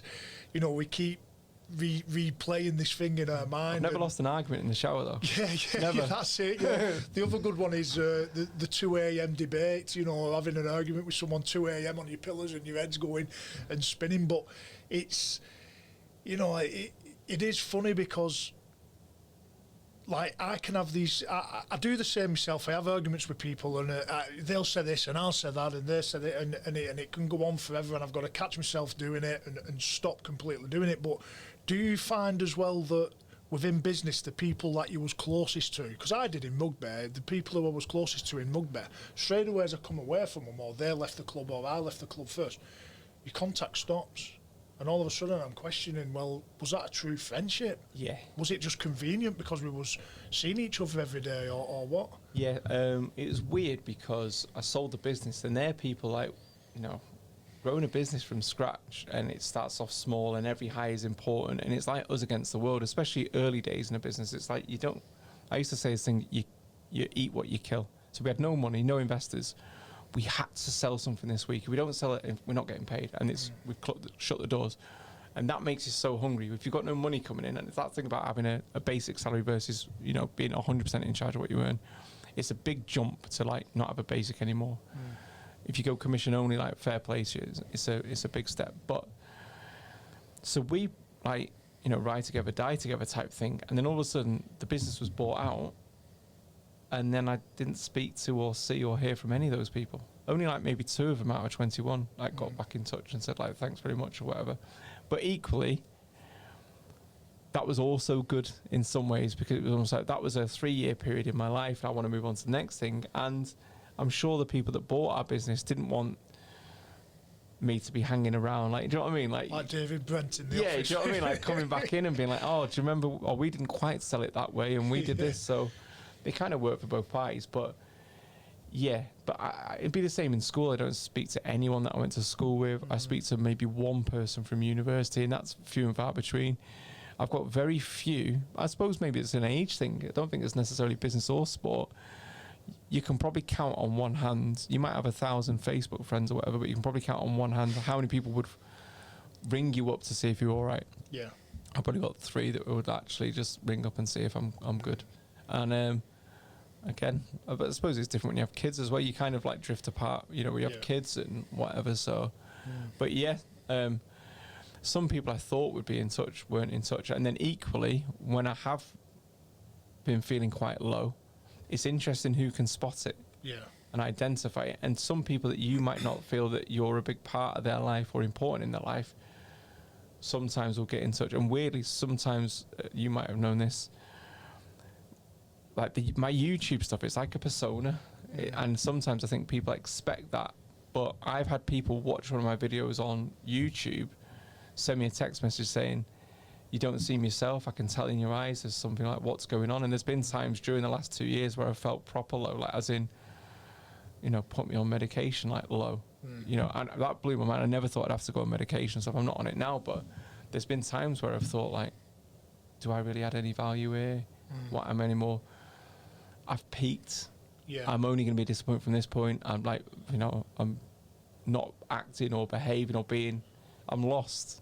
And I feel like I don't want to let anybody down. So if I almost like go now, is that a better time? It's strange, really. I think a lot of people might be surprised at that, but I think sometimes what people see and what people expect from you, and what's really going on is a huge thing. And I think with money, I read an article once about, Aaron Lennon, he plays for Burnley, he was an Everton, I'm an Everton fan. And the article was, so he pulled over on the motorway, I think he wanted to top himself. And the article was 75 grand a week, Aaron Lennon is depressed. And just that kind of infuriates me sometimes that, They have to bring the money side into it. Yeah, because I think when you're not busy, or equally, I now have more issues or more worry. I worry more about money now than I ever did at any point. But it's a different kind of pressure and issue, and it's weird. It's like it's obviously relative. So just how much you're worrying when you're, say, on the dole or job seekers allowance, or you're on minimum wage, it's exactly the same when you're running a business. Like I run a business now. I didn't pay myself last month. We've gone through one of the toughest times in like modern history in terms of like sales or because of the pandemic or whatever. Yet we've just took on new people. I'm paying 6 other people's mortgages there. Yeah. So it might look like, oh, you run a business or whatever, but I need to make sure that they can come to work next month and they can pay their bills. So they're like my priority. So it's a weird thing. Like I worry more about money now than when I was. And sometimes well, I didn't pay myself, so everybody in the business made more money than me last month, and that was because I've had to spend and reinvest the money. So sometimes being in a well-paid job and having that structure is probably better than running your own business for a lot of people. I think for me, the idea of having, so for me working now, I work longer days than I did when I was in rugby, but the idea of having free time in my head is a good idea. Yeah. But actually having it, I don't sometimes quite enjoy it as much. Do you find it hard to switch off, say a weekend or whatever? Yeah, definitely, 100%. You know, like I'll constantly check my work emails just to see what's come through, and you know, I do find it hard to switch off. But I don't know whether that's my nature as a person. But you know, rugby, yeah, you have short days, but you never switch off. You're looking at your hydration, your recovery, your sleep. You know, you're looking at what functions you're allowed to go to. You know, if your best friend's got a christening on a Sunday and he's actually a godparent, but you're playing rugby, you know, you've got to go away from that. So you never switched off, and your emotions are up and down constantly. But yeah, in terms of switching off, never switch off. But it's interesting that you say about the money and the pressures, because I think we can talk about money, we can talk about positions, whatever we want, social positions or whatever. You know, I'll use the analogy of, again, going back to a rugby experience. If you're the bottom of the league, you can see the teams at the top being like, oh, I wish I was at the top. They don't have anything to worry about. They don't have to worry about relegation. When we got to the top, again, different pressures. You still got pressure, but it's completely different from when you're at the bottom. At the bottom, you're worried about your job. Might get relegated, we lose our income. Here, you've not got a chance of getting relegated, but there's pressures about winning trophies, you know, and that type of thing, and completely different. I suppose, like you say, it's always the grass is greener, isn't it? Yeah. Once I earn $1 million, I'll switch off, and I don't have to worry about this or but I find myself doing that now, and I know it weird. I said it to Ian, so Ian's my business partner, and he said to me, I just said to him, on the next one, I'll chill out, because he always says to me, he would happily potter about in his garden. He says that to me all the time. He's like, Mike, you just need to calm down. But I know I need that. I can't sit in the garden because then I start thinking, like putting pressure on myself or whatever. But I said to him the other day, the next one. We've got one more big one in us. Once we do that, I'll chill out. And he's like, no, but you won't. Like, you almost need to come to terms and be calm in yourself, and then it doesn't matter. You'll find peace internally. And he's right. He's got it right. So do you think that's sort of a thing that you're looking for at the minute is more externally everything's fine because financially you're in a good position, and we're in a bit of a pandemic at the moment, so business wise there's some uncertainty, but externally you're pretty in a good position, but internally you're probably not where you want to be? Yeah, massively. And it's weird. I tried counselling. It sounds mad. I went counselling, and even that I was like, I couldn't cope with it. They wanted me to give them a score for how I was feeling for different things. And then they'd ask me out like the same questions the week after, and sometimes I'd be saying like, no, I feel it's a lower score today because I feel good now, but that doesn't mean I'm like cured. And it blew my mind that I really struggled with that. But on the face of it, it's like, oh, you're on YouTube. It's like, but there's loads of, like, honestly, I get loads of shit on YouTube. I get loads of hate on YouTube. I get death threats in my DMs and stuff, and I know most of them. How I receive them and take them, I don't know if you've ever had like shit like that online or whatever, but it's like sometimes I laugh it off. Oh, wanker, probably sat in his bedroom, whatever, you know what I mean, covered in pot noodle or whatever. It doesn't mean anything. But then there's other days where I'm feeling low, and that makes me feel shit. Like I'm like, come on, mate, I'm not asking you to pay for this. I'm showing you what I'm doing for free. I'm showing you what's a scam. And you're giving me shit, or you're saying you're going to come over. Someone posted my address online. Someone posted which school my kids go to. Because I dare say that one of their favourite gurus isn't, like, I thought their course was shit. And sometimes I just think it's mad, isn't it? So there's that online persona. There's that. I don't think people realise they might hold you to a different set of rules that they'd hold themselves to. Is the best way. It's like you're just a normal person. You might be on YouTube, but you're a normal person that reads the shit that they're writing from their like fake accounts. Do you know what I mean? And Yeah, it's tough. I find it hard to switch off. I'm trying to get better at it, but there's been times during the last 2 years where I wanted to fuck all this YouTube stuff off and all this stuff, and just no one knows who I am, and I just run a business again. Yeah. It's a strange, being known and not. You can almost justify it if you're known and you get the rewards and you're making a lot of money doing it. You can almost I get that amount of shit, but the reward is X. Like footballers. Yeah. They're on 200 grand a year. I bet they're not asked if you say they're shit when they're taking a corner. They're getting paid 200 grand a year. Yeah. But to just be called shit at your job is horrible. You know what I mean? If someone's just in the office saying every time you went into the printer, you're shit. Look how shit your printing is. Yeah. You'd be like, come on, mate, like have a day off. But I think people don't think you're the same as them, and you don't have the same money issues or worries or internal voice and pressures. So I struggle. But equally, you'll get it. It's like everyone wants you to be that person all the time, but like you're dad to your kids. So like when you're at school, you kind of just want to talk about school stuff. And when you're in business, like when I'm at work, I don't want to think about anything else but our work. And then when I'm on like YouTube, it's just I just want to talk about YouTube. But it's mad sometimes how people can't see you as all these things, or do you know what I mean? No, I completely get it, mate. Bet you ain't talking about rugby. Yeah, I do. I don't talk about rugby, and you know what? It's funny because when I played rugby and people used to speak about, and they'd stop you. I mean, I live in Wigan and it's a massive rugby town, so they recognise you, and same in Warrington, and you think, one thing I won't miss when I retire is people stopping me in the street and speaking to me about the up and coming game or the game that's just gone. But now they don't do it, I do miss it. Oh, there's an element. That grass is greener, then, isn't it? Really? I say I don't miss it, but I get pleased when I still get recognised. You know what I mean? Yeah. And there's still that bit of element of me where I think, I've still got it. But again, going back to online stuff, I mean, I don't do social media. I do LinkedIn because I think it's a great tool for business and networking. But the Instagram accounts have come off, the Facebook and everything else, and it was only probably about 12 months ago that there was a poll for the best Super League front row, and there was 5 of us, and I was named in it. And I should have just been happy that I was actually named in it, but someone made a comment on this Twitter account saying that how have I made it, and even though like there was some nice comments, I fucking focused on that one comment. I think it was actually Jordan Peterson that said there's not been a study about, and there should be because social media is quite new, what type of person comments on posts. Because I'll be honest, I'd never left a YouTube comment ever until I had a YouTube channel, and then I respond to the comments.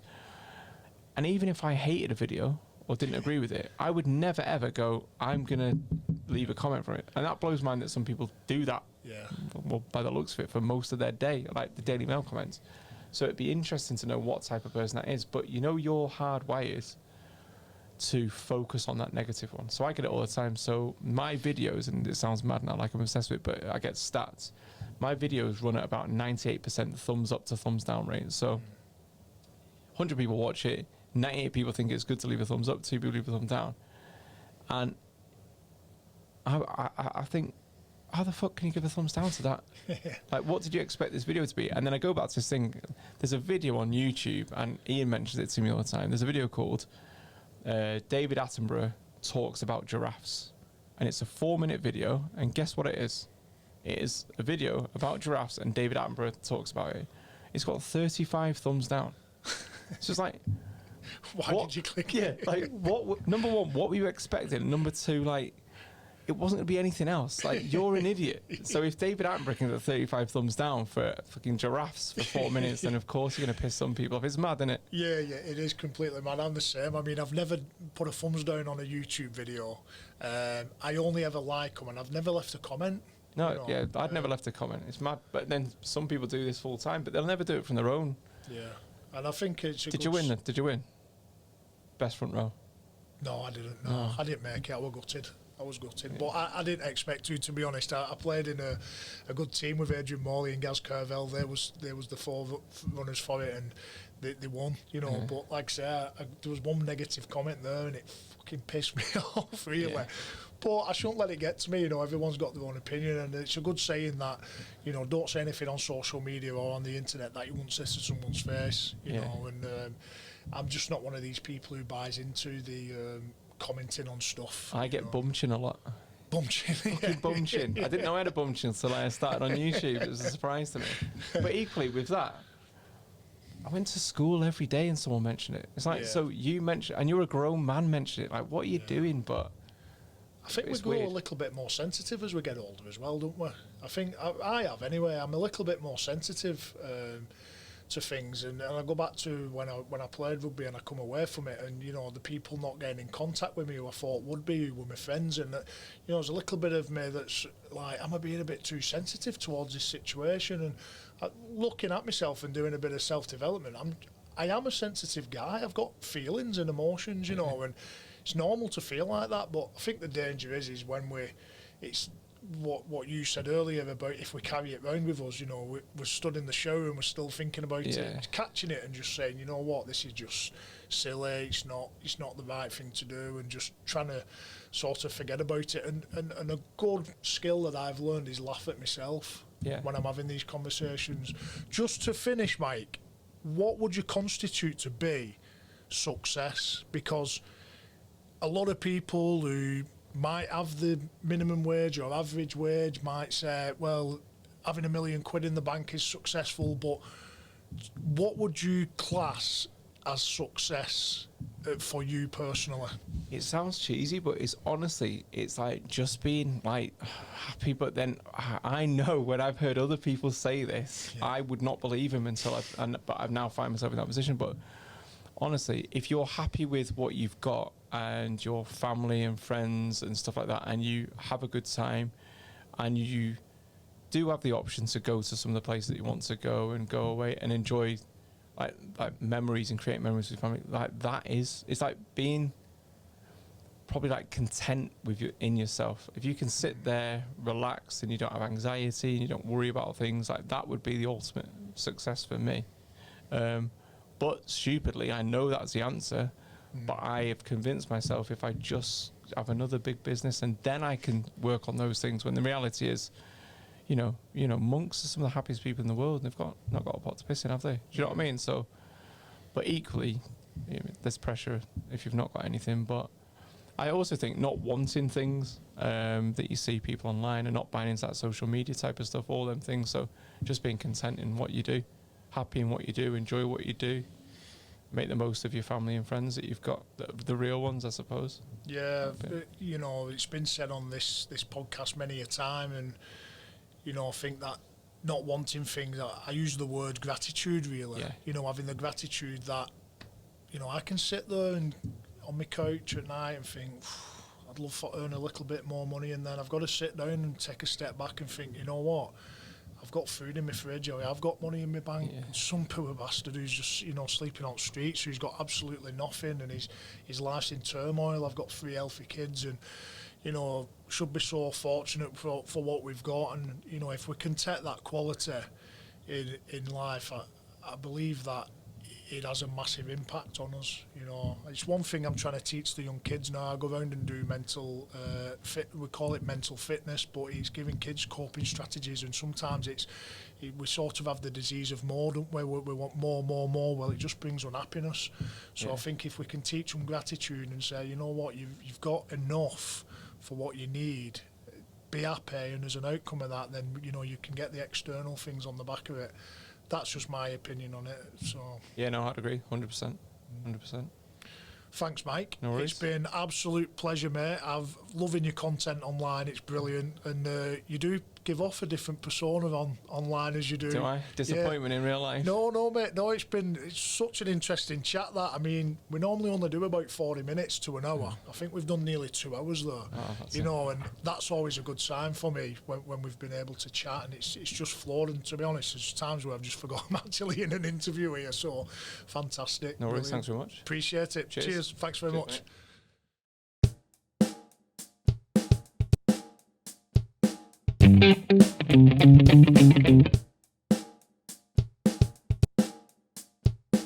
Mate.